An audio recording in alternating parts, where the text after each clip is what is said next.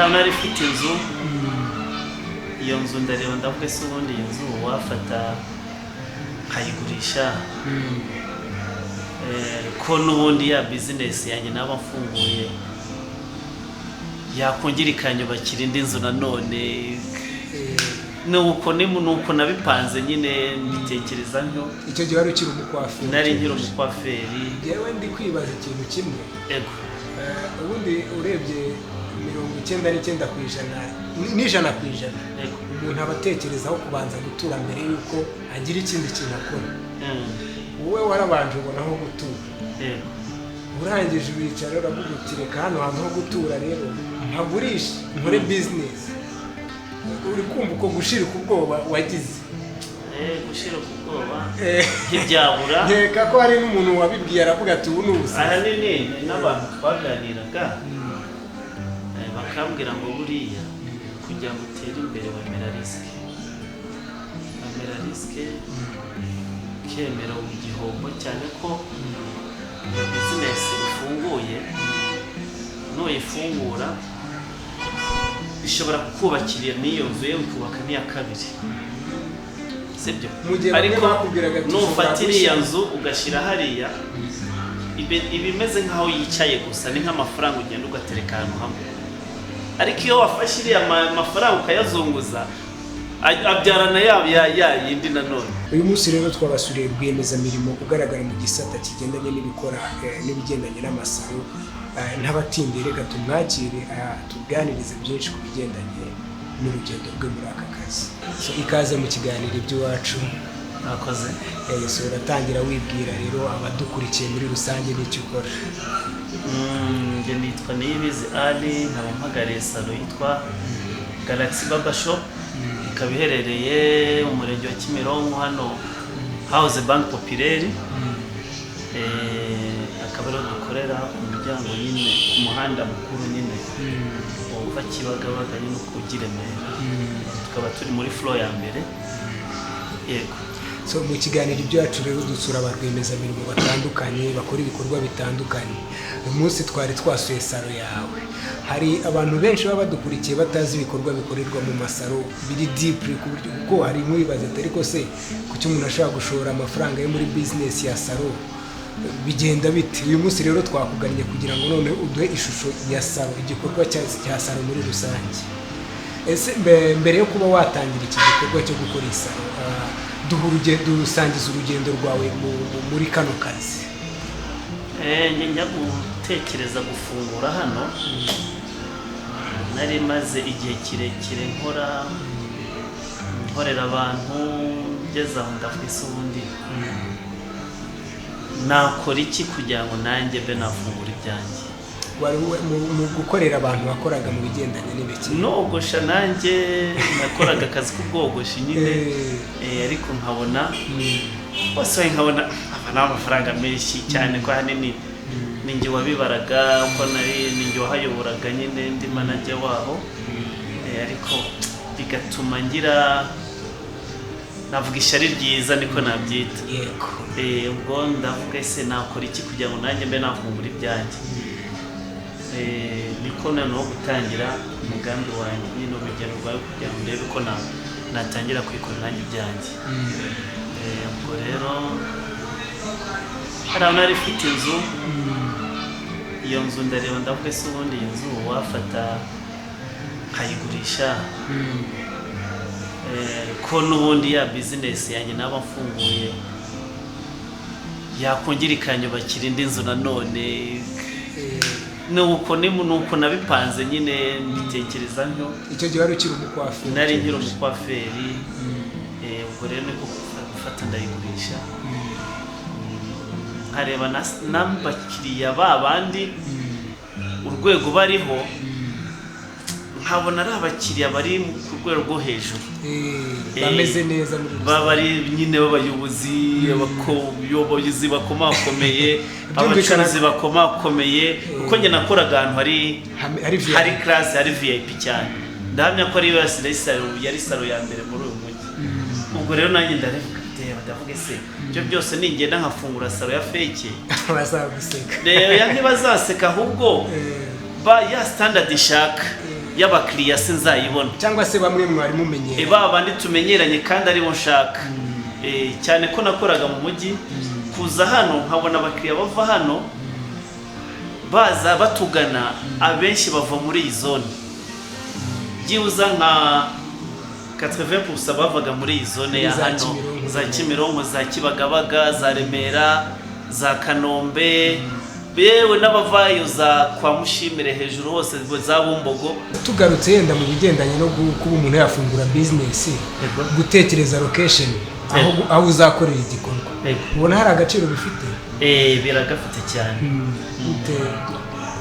impamvu nibiterwa n'uburyo ngenda mbona ukuntu ngenda nkora uhita ubibona mu mezi 8 nkoze uhita ubona ko harimo avantage runaka ntabwo ari bibi none nk'umuntu uri gutekereza kuba yagira icyo akora ni nk'iyihe nama wamuha mu bigendanye no gutekereza aho yakorera mbere yo kugira urabanza mbere yo gufungura business buriya urabanza ukiga umushinga mbere yo kwishyira mu bikorwa mu byo wigaho na location irimo ese hameze gute activity hari meze gute bitewe na ya ntuza ya business ushaka kujya kuhashira urabanza ukatekereza location none wamara gutekereza location ukareba n'abakiriya bawo hantu bameze bate bitewe nabo ushaka nyine ubwo uratangiye ufashe location bitewe n'abakiriya bawe tutarinjira yenda mu bigendanye no gukomeza urwo rugendo rwawe ubundi muri Salon yanyu nize service mutanga hano turogosha twamara kogosha hari bamwe na bamwe nyine bagishaka nyine kwigira beza tukabashyiramo ka twa teinture noir tuntu nk'utwo nyine warangiza maze kumwosha bakagenda bakamwoza amara kumwoza twe tugira umwihariko iyo tumaze kogosha umukiriya tunamushyiraho ka scrub tugarutse muri ibyo by'umwihariko wanyu muri business muri rusange ubundi umwihariko ufasha iki gukurura abakiriya umwihariko ni uko nyine ubakorera ibintu ubona bitandukanye hari n'abandi ukagerageza gukora ibintu ku buryo asohoka yumva yishimye nyine yireba muri miroir akabona arishimye asa neza ahanini niyo mpamvu tubikora niyo scrub niyo mpamvu twayishyize byumvikane ko n'undi wese uri muri business dukurikiye abagomba kugira umwihariko kugira ngo abakiriya be bamugane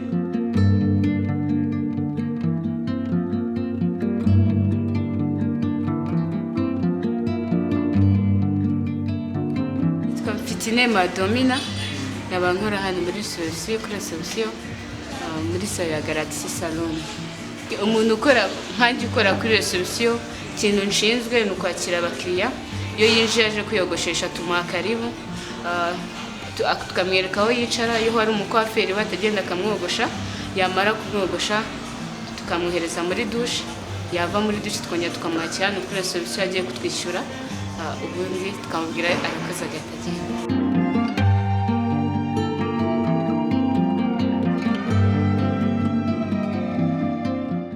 burya ahantu ujya kwiyogoshesha amara kugira ugasanga arwaye imiburu ugasanga bitewe n'imashini ugasanga bakoresha amashini batyaza ingaruye aho ngaho reka tujye mu buryo muri tekinike akenshi wa mugani usanga hari salon umuntu ajyamo akaba ari imashini imwe bakoresha bakamwogosha kumucunga ubwanwa wa mugani mu mazuru mu matwi ubundi tekinikali nk'umuntu ugiye gukora salon ni nk'ibe bintu akwiye kuba afite ukavuga ngo iyi salon afatika tugendeye ku byo mufite ikintu cya mbere umuntu agomba kwitaho imashini kuko nawogosha umukiriya ejo akaza yazanye imiburo ukogosha umukiriya ejo akaza yazanye bya bihushi byo mu mutwe icyo gihe uba ufite risike yo kumuhomba ni nayo mpamvu no mu mazi twe nka shampoo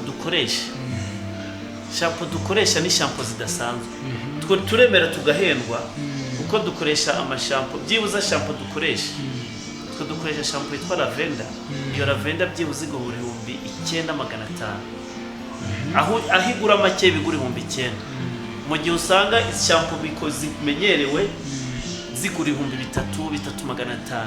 So ibyo byose rero kubikora no kugira ngo wa mukiriya ejo nagenda atazagaruka arwaye ibintu ibyabihushi nabyo ugomba kubyitaho buriya. Rero reka ngaruke ku by'amamashini. Hari akantu rwose dukopeje nzi neza ko n'abantu badukurikiye badakunze kubibona. Hari imashini yogosha ubwanwa, hari conga umusatsi, hari ni ngombwa ko umuntu aba afite izo mashini nyine bitewe na standard ushaka guha salon yawe. Nk'iyo mashini nakubwiye yogosha ubwanwa gusa igura 3 miliyoni.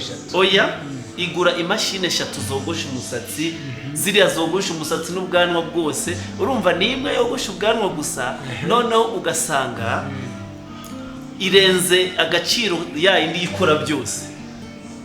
Hari impamvu rero yayo, sibyo? Hari impamvu yabyo. Impamvu rero nuko ya mashini wogosha ubwanwa ntube wabwumva babari cyane nko ku bwanwa rero hano haba sensible cyane, usanga umubiri woroshye, ugasanga umuntu yakogoshe haje imiburu. Urumva ibyo byose kugira ngo ukore bya bindi wa mukiriya azaza kugana abone ko ukora ibintu bidasanzwe. Niyo mpamvu wemera ugahendwa ariko ugakora umuntu ibintu byiza.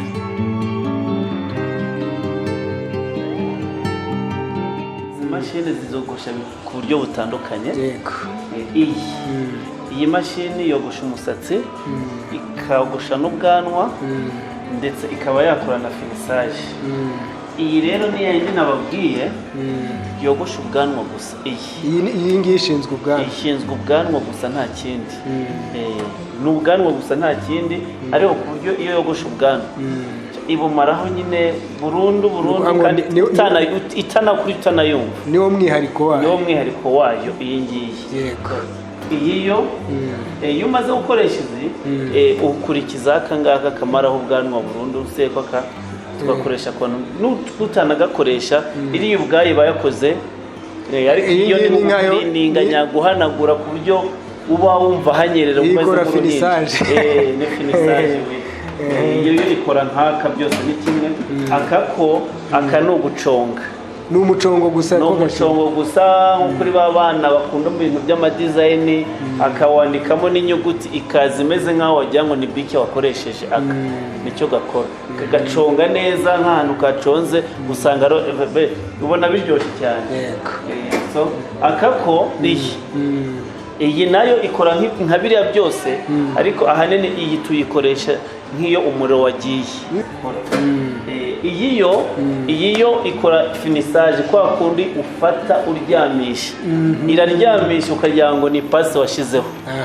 Iyi ngiyi bya bintu ntibyoroshye.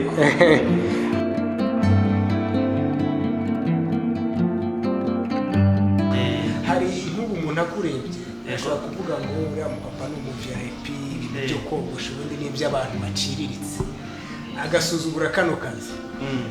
Ni nk'icyo wabwira umuntu usuzugura kano kazi? Abantu benshi niko babizi, bazi ko nyine akazi k'ubwogosha ari akazi ko hasi gaciriritse.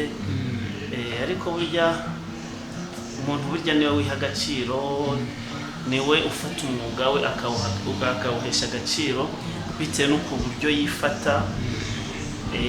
Cyane nkatwe nk'abakwaferi twe dukoresha hano, niba abakwaferi n'abiyubashye, tari babandi usanga bakubyinira hejuru.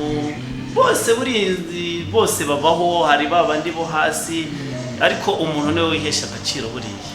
Iyo ushatse ko akazi kawe ugakora ki professionnel, koko kaba professionnel. Nta muntu utaba VIP mu kazi rwose. Wowe ni utuma akazi kawe kaba VIP, kandi ukaba nawe ubwawe utuma akazi gaciririka. Ariko ubishatse kajya kuri standard yo hejuru. Cyane ko nk'akazi kwa feri usanga uhura n'abantu benshi, usanga ba ministre muhura nabo, ba general ugasanga muhura nabo. Icyo gihe rero bitewe nawe abantu ushaka guhura nabo, niwe uhita wihesha agaciro muri ka kazi ukora. Bashaka abantu bakagusuzugura ariko ukabuza icyo uvanamo cyane. Tubazo gukemura utubazo. Niba ufite abana usanga abana biga neza, waba ufite umugore ukasanga yambara neza waba doko kandi muri ka kazi nyine bita ngo basuzumwe ukaba wanakubaka n'inzu ukaba wakubaka inzu yewe ugakora na business n'ukuri pe abantu umukwaferi urazamuka gake gake na nuba ahubwo ntibirikora n'ubu urabikora nanoza cyane ikintu nashaka kugarukaho ego ni ngombwa ubona ari ngombwa ko kugira ngo umuntu atangire business abanza akayibamo cyangwa yagafasha amafaranga nawe akajya muri business bisanzwe cyose birashoboka byose birashoboka cyane ko buriya nka Salon Salon buriya kenshi si ngombwa kubona hari oya uko icyambere nuko uba ugomba kureba abakwaferi uzana muri ya Salon yawe ko ari babakwaferi nyine ubona baza akazi atari babandi nyine kuri tubyumva nyine nakubwira gutyo buriya nk'amasalo hafi nka yose bakora pourcentage umuntu w'umukozi akorana imbaraga nyinshi kugira ngo abashe kuganya amafaranga menshi buriya nabyo biramumotiva gukora cyane kandi agakora nk'uwikora kugira ngo ya business arimo itere imbere kuko iyo idateye imbere nawe ahembwa make ko ntabwo ari babakozi bakorera ukwezi yagakora kuri pourcentage kandi nawe akora kugira ngo ahembwe menshi icyo gihe rero nubwo waba utabirimo ushaka gufungura business ugafungura wasa ukigira mu bindi ukabashyira kuri pourcentage iryo ni ibanga rero ry'akazi twashima Imana Tseri abandi umukwaferi hano muri Salon ya Galaxy abashinzwe kwakira abakiriya b'abapapa kubogosha kubaconga haba n'abamama n'abana tubasha kubakorera neza se umwihariko wanjye ni ukuba nkora akazi nkakunze kwanza cyambere nkakora nkakunze nkakira abakiriya neza cyo kintu cyambere nishimira mu by'ukuri buriya umuntu usuzugura umwuga ntago abaza agaciro kawo aka kazi urebye uburyo tugakora no kudesigning ni design idizayininze rero ikintu kikaza ari cyiza ndumva nta muntu utagakunda umuntu utakakunda umva muri make ntagakazi nta nubwo azi uburyo tugakora n'uburyo dukuramo ingirakamaro mu buzima bwacu ikintu kafasha muri make ni uko gatuma ngomba kubaho nk'umugabo buriya iyo ufite akazi kakubeshejeho ukabona urahembwa neza nta kibazo ukabona mbega urazi kuba muri Kigali ukuntu biba bimeze iyo ubona ufite aderesi icyo kintu cya mbere kinogera amaso buriya ku bantu bose ni ngombwa kubyiga kuko iyo ugize amahirwe ukabyiga ukabimenya ukanabikora ubikunze ni nabwo ubasha gukora ikintu wagishyizeho imbaraga nyinshi cyane hari abakwaferi benshi umuntu ahura nabo ukabona azi ibintu pe ariko ukareba iterambere rye ugasanga ni wa muntu uri gutekerereza hasi nimba nambaye nkarya yenda umwana akiga gusa birahagije ukumva ntabwo umukwaferi ashobora kuba yagira inzozi zo kuba yagira igikorwa nk'iki cyane ni nk'ihe nama wamuha burya buri kintu cyose umuntu akora ni papasi sibyo papasi ukamenya ngo ufashe iyihe ntego mfite kubaka inzu ese mfite intego yo kugura ikibanza ese mfite intego yo kugura imodoka ya ntego ufite niyo iguha imbaraga zo gukora rero buri kintu cyose buriya wakigeraho bitewe n'imikorere yawe ubwawe sibyo nk'umuntu wakoraga akazi ko kogosha ukaba umaze kugira igikorwa nk'iki hari disipurine yakuranze muri ako kazi of course ubona ari nk'izihe ndangagaciro umukwaferi mwiza ufite gahunda yagakwiye kugenderaho nawe akaba yagira icyo ageraho gifatika disipurine niyo ya mbere ubundi kandi kuko nabikubwiye ukagira papasi nta kindi ukamenya ngo viziyo yanjye ni iyi ese muri aka kazi nkora nkakora mu nteganya iki sibyo nta kindi kandi tugarutse mu myitwarire nyine nibyo nyine buriya ntabwo wagira intego udafite imyitwarire myiza gukora amafaranga ukamenya ngo ndasevinga ndarya ngahe mbicya ngahe sibyo bitewe na ya ntego yawe ufite. Niba ufite intego yo kubaka inzu hari bimwe na bimwe uba ugomba kwiyima, sibyo uko byagenda kose ntabwo wagera ku kintu hatari ikindi wiyima, ntabwo bishoboka. Hari abandi rero usanga akora ugasanga akora iwe yishakira gusa kuryoshya, kunywa akabye, agasohoka mu ma night club, akajya hehe mu ayoza hehe ku mazi, ubwo nyine nibyo aba yarahisemo. Ariko ntabwo ariko byakwiye kumera ko umuntu aba agomba kugira intego, agakora akagira ahagera mbese. Byaba na ngombwa ikagiye akigeramo akaba yakora nyine akantu nk'aka ko wikita gato kuko yakora igikorwa nk'iki nyine byita gato nuko umuntu aba ataragera aho ashaka nyine, ariko iyi ni intangiriro kubyera byose kandi Nyagasani azabifashamo ndabona nzatera imbere uko ndi kubibona.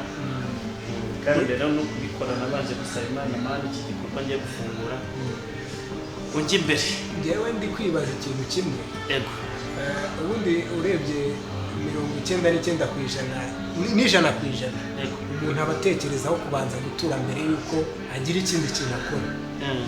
Wowe warabanje ubonaho gutura, urangije wicara uravuga uti reka hano hantu ho gutura rero mpagurishe nkore business. Uri kumva uko gushira ku bwoba wagize? Gushira ku bwoba ntibyabura. Nkeka ko hari n'umuntu wabibwiye aravuga ati ubu n'ubusa. Ahanini n'abantu twaganiraga bakambwira ngo buriya kugira ngo utere imbere wemera risike, kemera igihombo, cyane ko business ifunguye nuyifungura ishobora kukubakira n'iyo nzu yewe ukubaka n'iya kabiri, sibyo? Ariko nufatira iya nzu ugashyira hariya ibimeze nk'aho yicaye gusa, ni nk'amafaranga ugenda ugatereka ahantu hamwe. Ariko iyo wafashe iriya mafaranga ukayazunguza abyarana ya yindi nanone. Ibyo ni umuntu w'umusaza twicaranye arambwira ngo nyabuneka shaho ibintu bikozemo igihe bitanibaza ntibigeze utekereza uvuga uti ese ndamutse mbiye buriya nyine gushya ntibyabura, izo mpungenge ntizabura, ariko nyine we ufata icyemezo nyine ni ugufata risike, ugafata risike ukavuga ngo mafu kandi cyane ko mba nanabigiyemo ubona mbimenyereye mbizi, kata zose zirimo mba nzibona, aho umuntu agwira mba mpabona, uko mba naremenyeye. Sinagaruka muri bya bindi bivuga ngo mbere yuko ibyiza mbere yo kujya muri business wakabanje ukayibamo, nimba ukagenda ugashaka akazi ugashaka ukorera ukabana nawe ukamenya kataziba muri iyo business. Ariko nyine byose ni kimwe, nubwo wabijyamo utagize byose ureba wese bose b'abacuruzi wagize ngo yavutse ari umucuruzi, ntabwo yavutse ari umucuruzi, ahubwo arareba akabona abandi ukuntu bari gukora akavuga ku bundi nanjye wabigenza kandi yabikora ukabona byose ni Nyagasani nyine niyo upangira umuntu. Burya Imana cyane ko tubijyamo nyine tuburiya twiragije Imana mbere, ugasaba n'Imana ukavuga ngo ibintu ngiyemo Nyagasani umbe hafi.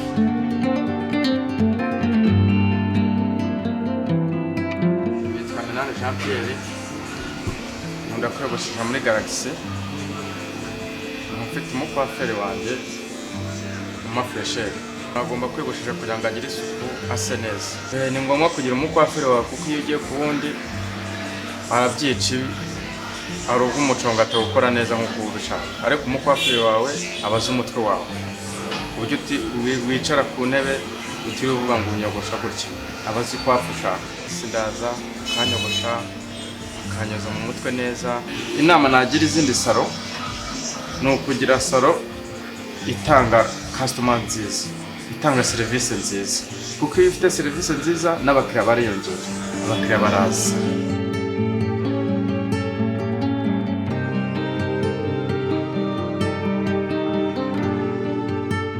Mukashyaka Jessica nkora muri Galaxy Salon iherereye Kimironko noza abakiriya mu mutwe iyo bamaze kubogosha.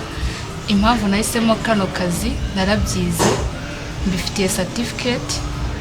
Iyo bamaze kogosha umukiriya araza nkamutunganya mu mutwe kugira ngo agende imisatsi itamuriho. Bityo nashishikariza abantu kwiga uyu mwuga kuko urantunze kandi ntango ari byo kuza gukora muri iyi salon wenda cyangwa se n'ahandi utarabyize kubera ko ntabwo uha customer care abakiriya neza nk'umuntu wabyize.